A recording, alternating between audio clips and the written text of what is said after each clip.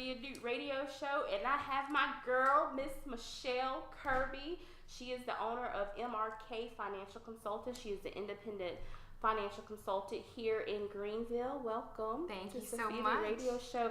Okay, we got to go ahead and get started because we have a lot to talk about with finances. Just so the audience can get to know you, what licenses, credentials, and other certifications do you have? Sure. Where do we start? Okay, I'm a notary. So everyone always usually asks me, can I notarize stuff? I'm like, yeah, I'll do it for free. So I'm a notary. I have my Series 6, my Series 63, my Series 65, which are financial licenses that are they deal more with investments. Okay. I am a mortgage loan officer, and that's my bread and butter. That is my job for first home equity loans, and I love it. And from a financial consulting standpoint, I love what I do because I take on side contracts and I help people with everything from credit 101 to budgeting from the smaller things to larger scales where I just go into businesses and I actually do a business expense reduction plan and tell them, what can you tweak to be more profitable? You're spending too much money here, and I kind of come up with a plan for them with that as well.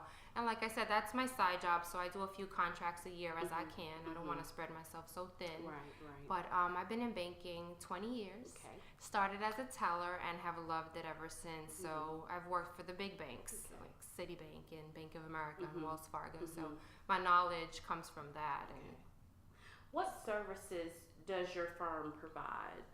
With first home equity loans, we do commercial loans, home loans, and refinances, but we have sort of what people call it outside of the box products because we try to help everyone. Like, we are truly a service-oriented business to where if you don't close on your home, we don't get paid because we don't have a salary, which is what I love because it really brings on the customer service role to light because we have to, it's all referral. It's all, you get business by doing the right thing.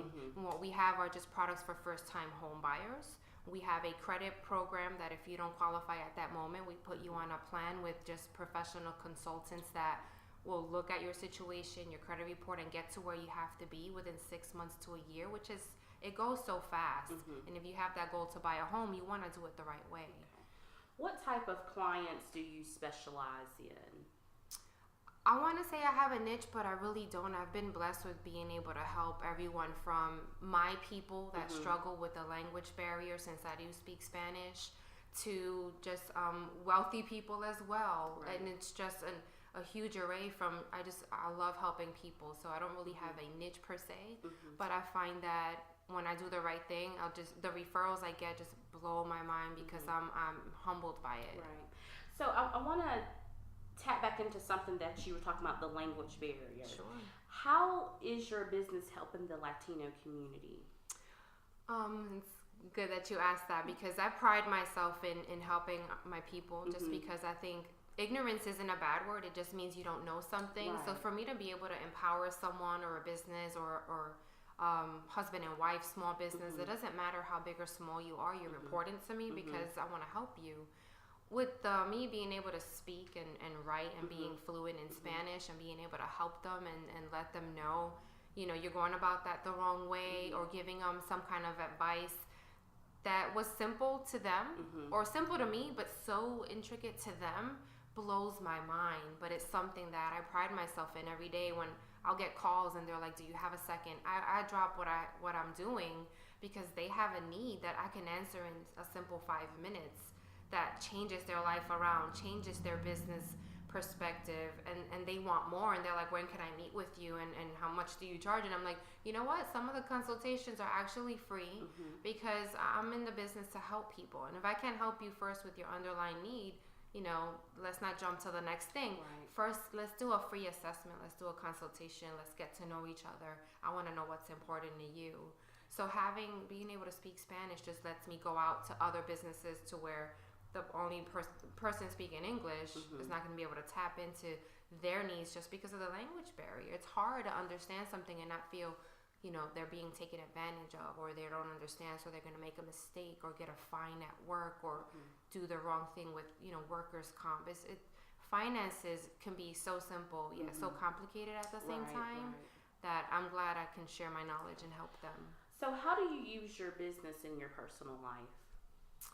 I meet a lot of interesting people. You know, with everything, everyone has a story. So when I meet people, it's not just let's meet for an 8:15 appointment and it stops there. Like I get to know their family.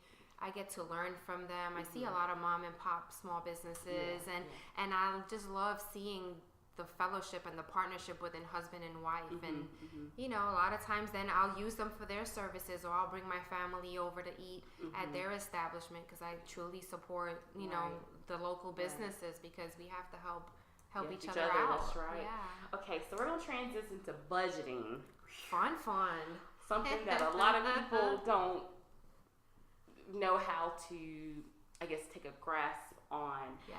Why is it important for people to have a check-in and or savings account versus a prepaid debit card? Oh, that is so important, and there's so many reasons. I will start by saying, when you do have a bank account, that's the number one thing that the mortgage businesses look at when you're going to get a home loan. If you have a check-in and savings, they look at least, you know, how do you budget your money, or they'll look at your statements to just show proof of financial, you know, responsibility. Having a prepaid card, you're not really establishing that side of credit that you can, because a prepaid card is something goes in, something comes out, but there's really no track record. It's as if you're spending cash on plastic. Right. Your checking and savings kind of more lend towards, where do my direct deposits go? How am I budgeting my lunches and my monthly bills, and how am I spending my extra money?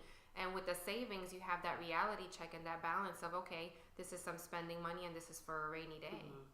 So how would you advise your clients when they're receiving their income taxes? I know people that take the money and blow it, buy a car, and then can't even afford the first car payment. Exactly. You have to really live within your means, and I would ask everyone to just meditate or pray on it and say, you know, God, what do I do with this money?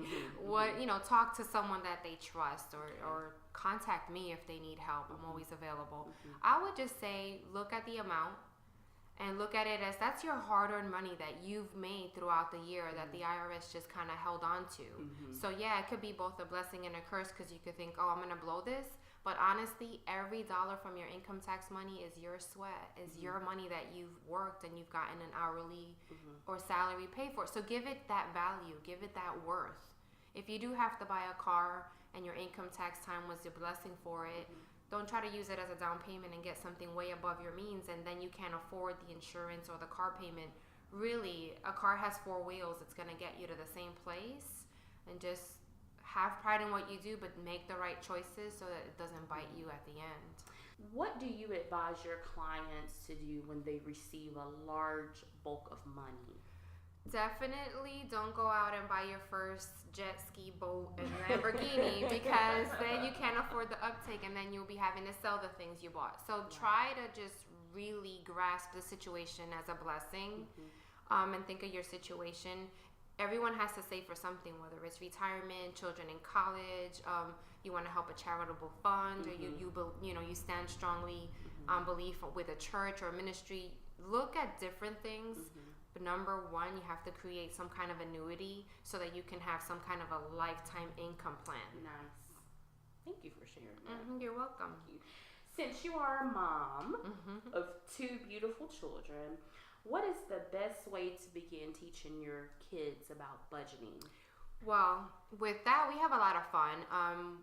Me, as growing up as a kid, I had to do chores just because I had to. With my kids, I want to instill with value versus just do this, you know, value of money and their time. So with my kids, I give them an allowance, but I also tell them that with their allowance, they have a responsibility to do the right thing with the money.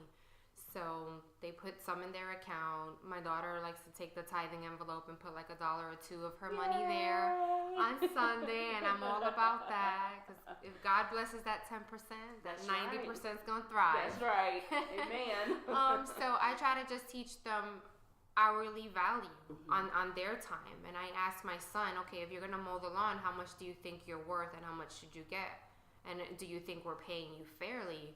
And he'll look at it and he's like, yeah, I think $15 for both for the front and backyard is a good deal, Mom. And I'm like, well, don't go blowing it on a pair of elite socks because they cost $15. Right. And then you're taking away the value of that because you're trading it for just a pair of socks. I'm like, you really have to think, because kids want to look cool. I know I wanted to look cool. Yeah.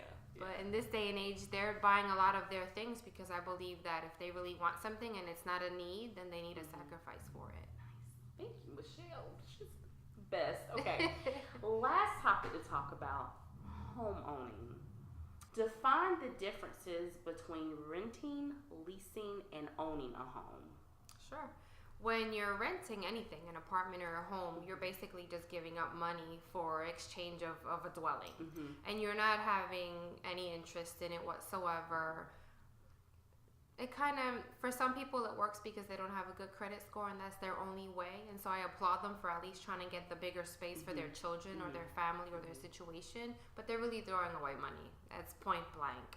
When you're leasing with an option to buy, then the money and the payments that you're making can actually go towards you purchasing that property. But it has to be in a well-written plan. It has to be in a contract that states that your money or a percentage of it is going to go towards a down payment. Otherwise, you're like back on plan A, and it's as if you're renting with the perception of leasing. A lease is really with your option to buy at the end, like a car.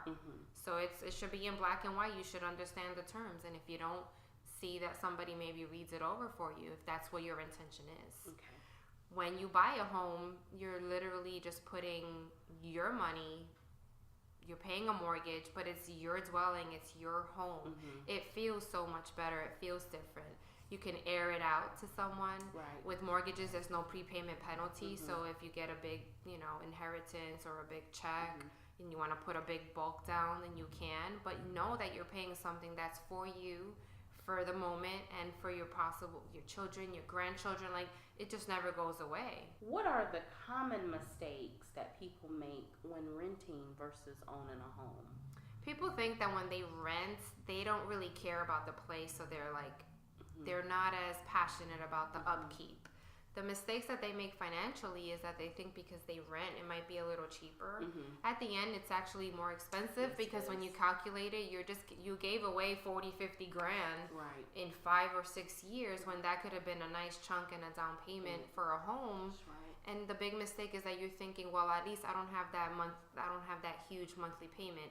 If you live within your means and you get a home that is doable for you with your budget, then you're actually already a step ahead instead of renting. So what are the most common mistakes when you're looking for a real estate agent when wanting to rent a home versus owning a home? I would say common mistakes would be if you just pick any realtor out of a book or a website. I mean, to me, referrals are huge. You need to know that who you're working with is going to benefit you and is going to have a fiduciary duty to do something diligently on your behalf. So first of all, I would say on the forefront of it, try to do it by referrals. Ask around. Go to angieslist.com, whatever means you use to kind of find out. Sometimes you don't need a realtor for the rent because there's a lot of agencies and property management companies that'll do it less. So why go and pay somebody more expensive when you're just looking for a rental property? You can go to a property management company if that's the case. If you're going to buy a home, you really want to make sure that realtor is just working for you and not the other side, because there's something called dual agency to where it's like you can't be 100% to two people. You have to be one-sided if you have a contract and you have a duty to do well by that person. If they have the buyer and the seller, it's going to be a conflict for you, or you're not going to feel comfortable. You want somebody to just really be there for you. Okay. Do banks have perks if you have a mortgage payment being drafted monthly out of your checking account? So would banks say, if we can draft your monthly payment out for your mortgage, we can give you a lower interest rate? They have perks and products that they can help with when you have a mortgage, but it's more on the service fee savings. So they have the bi-weekly where you can pay it up a little faster. So instead of paying it monthly, you pay it twice a month, and that actually decreases 5 to 7 years off your loan. Okay. See, since you said that, I want to go to another question. Sure. is it best to get the 30-year loan versus the 15-year loan? If you do get the 30-year loan, is it best to maybe put like an extra $100 a month on your mortgage? Yes. And the way I would preface that is definitely do the 30-year, absolutely. Because then if you do a 30-year loan, since there's no prepayment penalty on most mortgages, you can pay the small amount because 30 years is going to stretch your payment longer. So you're going to have a smaller monthly obligation, but at the end you will have more finance charges. So it is best to at least within your budget pay the monthly and then either add 100 or add one extra payment a month or a year, more likely not a month. But if you do that, you will accelerate the loan, and since there's no prepayment penalties, it's the way to go. Okay. In order to own a home, what should the best range of your credit score be? Here at First Home Equities, it's funny because the banks are going to say like 640 or 660, and we have some phenomenal products that even go as low as 500. I mean, we don't want that to be your case, but we do understand that things happen. Sometimes we do have to put you in a credit program to raise it a little bit more depending on the product that we're talking about. But standard industry is a 640. Okay. But we can do lower than that. Okay. So, last question. And you started talking about it at the beginning of the home owning topic. How important is it to get everything in writing? Extremely important, because somebody's word is not like the olden days on a handshake. You had a loan. Somebody's word isn't always the interpretation that you take it. Things are at, I look at things. How do you perceive that? Everything's perception. So if you just go on a perception and you're not on the same page, you can make huge mistakes that can cause you money. So everything, if it's a business arrangement, if it's a product that you opened up, if it's a service you got from a bank, if anything, you go to the dry cleaner and they give you a receipt and it says what they dry cleaned for you. Otherwise, they can charge you whatever amount and just say, that's our business, here you go. Thank you for your money. No, everything has to be in writing, and you have to have either a receipt or a contract. Okay. Is there anything else we missed that you want to add?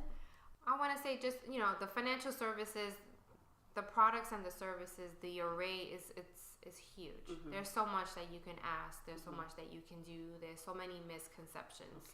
I just leave it open to if anyone has any questions. They can think they're simple, but they might mean the world to them.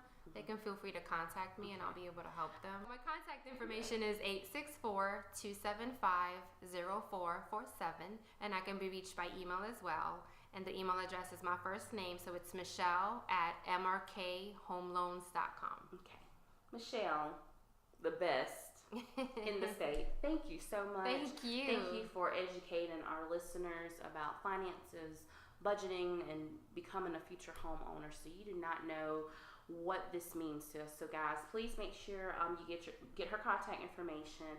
We'll also post it on the website. So if you have any questions, call Miss Michelle, and I promise she'll hook you up. If you know anyone in the Latino community that needs help, please refer them to Michelle, and I promise she'll take great care of them. Absolutely. Thank you so much for having me. Thank you. Appreciate it. Sophia Duke Radio. I'm laid back with the lights dim. She reeks of perfume as the moon lit the car 10 in lower percentages. I saw it and I spoke, exhaled cigar smoke and said it plain. I don't run game, these just scrimmages. Posted on the blog like D. Howard do. Golden child swag, all black like I graduated Howard U. My flow so perfected, your soul like the Oldsmobile. Oh so real, so it's overly respected. Your coke bottle figure physique so antique. Malik Yoba undercovers, I puddle your pants seat. Maybe a second look is what she took in this room full of crooks. Behold, I cook like oak mesquite, so through crowds we creep like mirages. Your eyes bright, seeing I'm the stand-up type. Beat my posture, aromas of cologne still roam through your nostrils. Wondering what this cognac gon' cost you. And now we drinking. We should get away. Me, you, and some hitters up. Plenty of space in my place. And just for tonight, I'll be yours, you'll be mine. It's just me, you and me. And you can see Give me 1 second. Hey, this is classic Lorenzo. Men's tape, knee long, weaved in the song, and I'm intrigued by the flow of your dress. Glass slipper Cinderella, you're one of the greatest ever, so I know your wicked stepmother gotta be stressed. I'm all for it, we ain't tripping, we sitting, sipping imported. Always pushing the limits, though vintage is my recordings, my treat. Yak neat, eye contact off and on. She chased it with something sweet like kisses on collarbones. We progress to the stare down, go and let your hair down. I'm loosening my tie, no clock when after dark. I take a minute to think, then wait, you just blush. Wonder Woman in this league, we playing, it's just us. Get it? Justice League, lust is key. And if only for the moment, put your trust in me. And we can do this beautifully, just you and me if you sit tight. Vibing on our island under dim lights, Hennessy at midnight. Thinking we should get away. Me, you, and some here to say.